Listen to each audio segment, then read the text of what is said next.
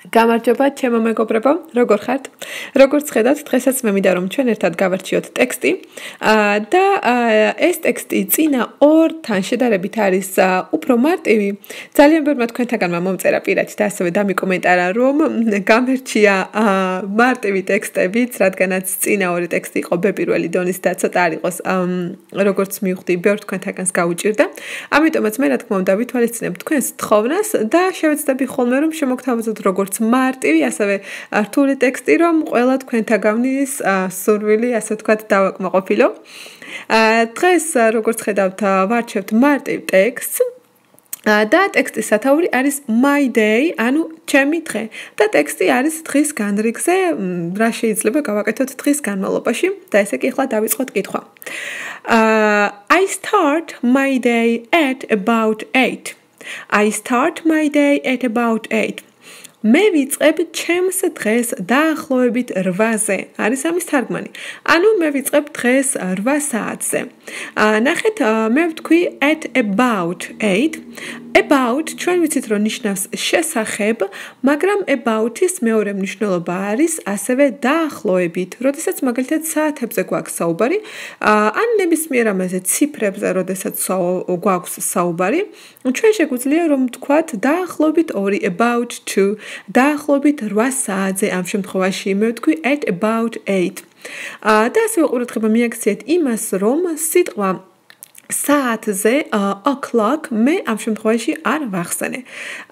როგორც ქართულში რომ ვამბობთ ხოლმე რომ მოდით მაგალითად 8-ზე შევხვდეთ, სიტყვა საათი ხომ არ ვახსენე, მოდით შევხვდეთ 8-ზე და არა 8 საათზე. იგივე ვარიანტი არის ინგლისურშიც, ანუ სიტყვა საათი შეგვიძლია რომ ვახსენოთ, შეგვიძლია რომ არ ვახსენოთ. ანუ I start my day at about 8 არის მე ვიწყებ ჩემ დღეს დაახლოებით 8-ზე, ანუ 8 საათზე. I get up and I get up, როგორც ამერიკელი იტყოდა და at 8:20 and 8:20 ამერიკელები თუს მაგივრად ხან ამბობენ ხოლმე რს and go to the bathroom. ანუ I get up at 8:20 and go to the bathroom. მე ვდგები 8:20 არის 9:20 წუთზე და მივდივარ სააბაზანოში. I take a shower. To take a shower ნიშნავს შხაპის მიღებას. ანუ I take a shower ნიშნავს ვიღებ შხაპს. ეხლა ნახეთ, to take ნიშნავს აღებას, მაგრამ როდესაც ორი სიტყვა გვაქვს ერთად take a shower, ეს უკვე ნიშნავს შხაპის მიღებას. მაგრამ როდესაც ცალკე გვაქვს ზმნა to take, ის ნიშნავს ჩვეულებრივ აღებას, წაღებას. მაგრამ თუ მას ესე იგი გვერდით მოსდევს სიტყვა shower, ის უკვე ნიშნავს შხაპის მიღებას. ესე იგი, I take a shower ნიშნავს ვიღებ შხაპს. I brush my teeth.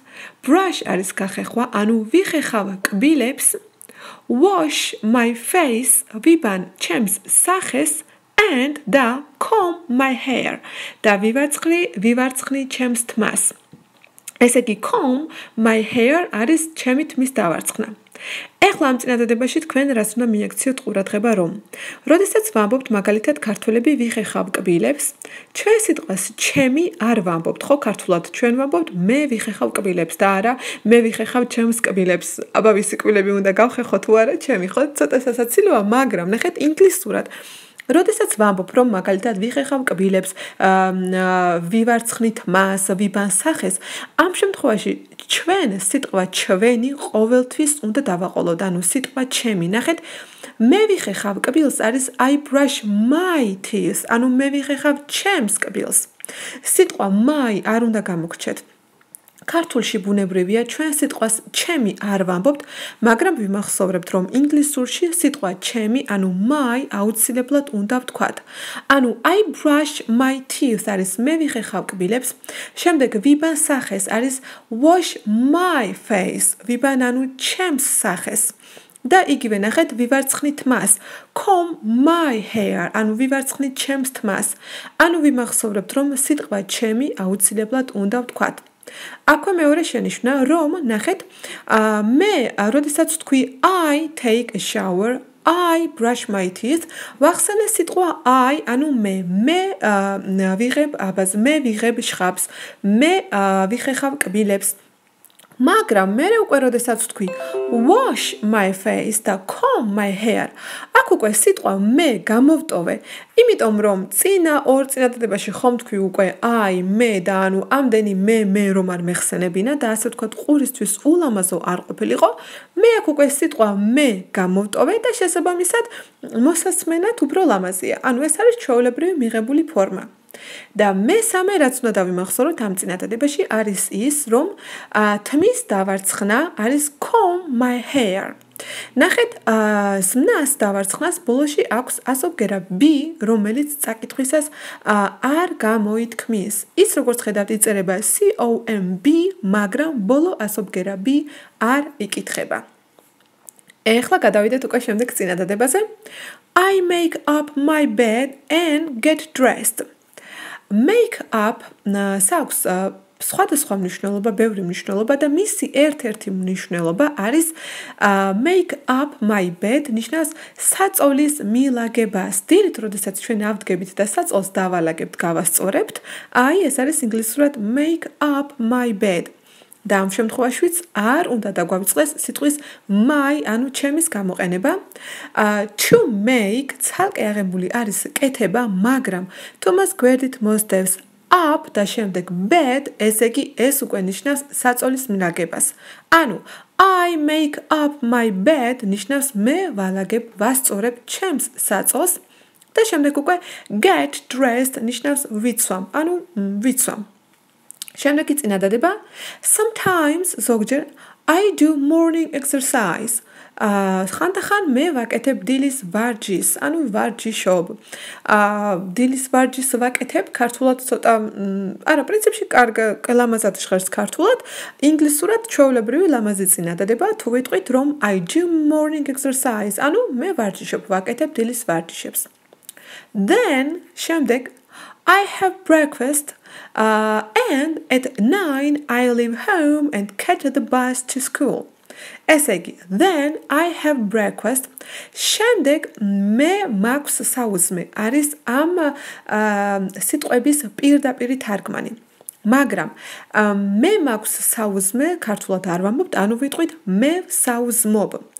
To have breakfast ნიშნავს საუზმობას. ანუ მე თუ საუზმობ, მე ვამბობ I have breakfast. ანუ მე საუზმობ და and at 9 და 9-ზე I leave home. მე გავდივარ სახლიდან. ნახეთ, მე ვტოვებ სახლს. ანუ ჩვენ რომ ვამბობთ ხოლმე სახლიდან გავდივარ, აი ეს არის ზუსტად I leave home. ანუ მე გავდივარ სახლიდან და catch the bus არის ავტობუსის დაჭერა. ანუ ნახეთ როგორია ეს ახლა წინადადება ქართულად სიტყვით რომ ვიჭერ ავტობუსს სკოლამდე. ანუ სკოლაში წასასვლელად მიუყვები ავტობუსს. აი ჩვენ ეს ვარიანტი ეს ზუსტად ჩვენ რომ ვამბობთ რომ მივდივარ სკოლაში ავტობუსით, მიუყვები ავტობუსს სკოლაში წასასვლელად, ეს არის ინგლისურად catch the bus. To school, ანუ სკოლამდე ვიჭერ ავტობუსს, ანუ სკოლაში წასასვლელად მიუყვები ავტობუსს. ანუ catch the bus არის ავტობუსის დაჭერა, ავტობუსით წასვლა, ავტობუსს გაყოლა, მოკლედ ავტობუსით მგზავრობა. და გადავიდეთ მეორე აბზაცზე. Classes begin at 9:30 and 9:30. Classes არის კლასები, ანუ კლასი იწყება 10-ის ნახევარზე. ანუ ნახეთ classes არის კლასი ჩვენ რომ ვამბობთ რომ გაკვეთილები იწყება 10-ის ნახევარზე იგივე ვარიანტია ზუსტად ინგლისურში როდესაც ამობენ რომ classes begin ანუ classes ხანდახან ჩვენ შეგვიძლია რომ გამოვიყენოთ გაკვეთილების ნიშნულობით ხო გაკვეთილების შინაარსით. ანუ გაკვეთილი მაგალითად ინგლისურად არის lesson, ხო ვიცით, მაგრამ ჩვენ შეგვიძლია რომ lesson-ის ნაცვლად ამ შემთხვევაში ვთქვათ classes და ვთქვათ რომ ანუ სკოლის გაკვეთილები, ამ შემთხვევაში სკოლაზეა საუბარი, იწყება 9 საათზე. და აქვე ყურადღებას ვაქცევთ კიდევ ერთ რამის, რაც ჩვენ პირველ აბზაცში შევხვდა რომ საათებთან როდესაც ვამბობთ ზე, უნდა ვთქვათ წინდებული at.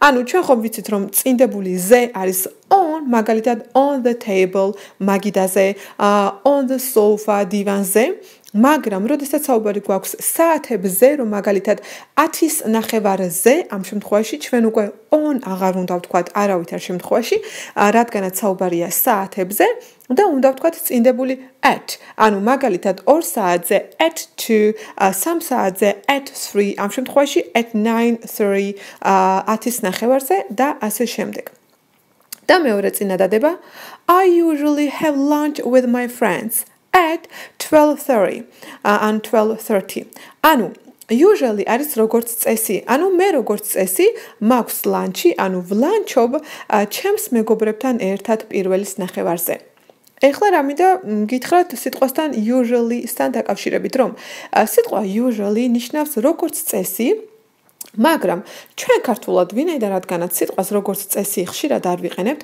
სიტყვა usually შეგვიძლია რომ გადმოვთარგმნოთ როგორც ხოლმე აი ჩვენ რომ საუბრისას ვლაპარაკობთ და ვამბობთ ხოლმე სიტყვას ხოლმე მივდივარ ხოლმე მოვდივარ ხოლმე აი ზუსტად ეს ხოლმეს ფუნქცია აქვს ინგლისურში საუბრისას სიტყვას usually ანუ ეს წინადადება იქნება რომ მე ვლანჩობ ხოლმე მეგობრებთან ერთად პირველის ნახევარზე და შემდეგი წინადადება I finish school at 4 p.m.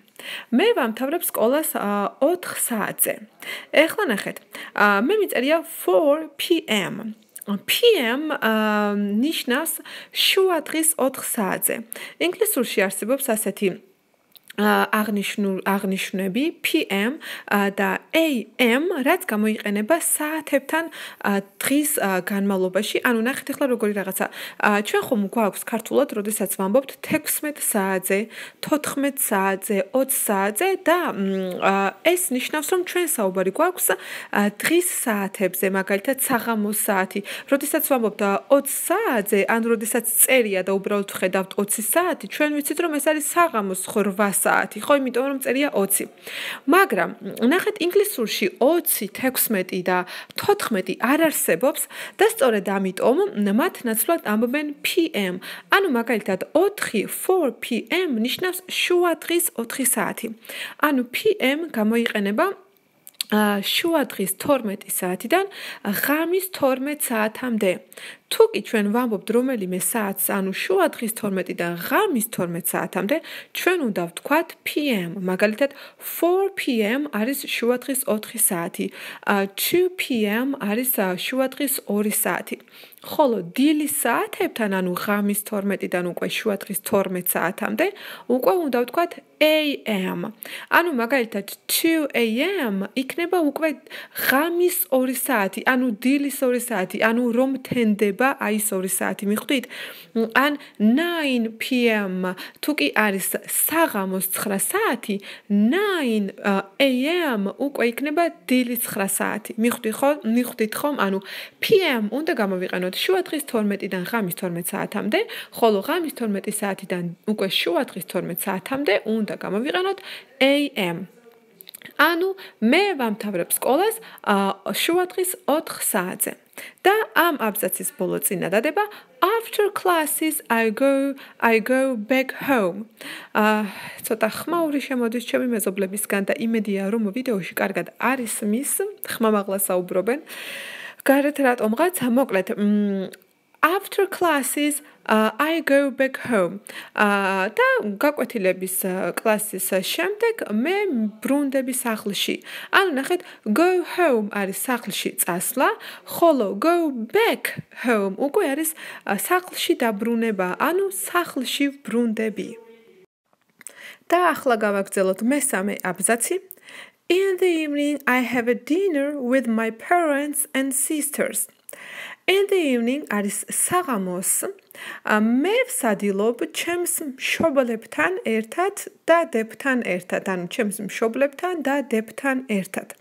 ანუ ნახეთ, საღამოს არის in the evening, შემდეგ სადილობა არის to have a dinner.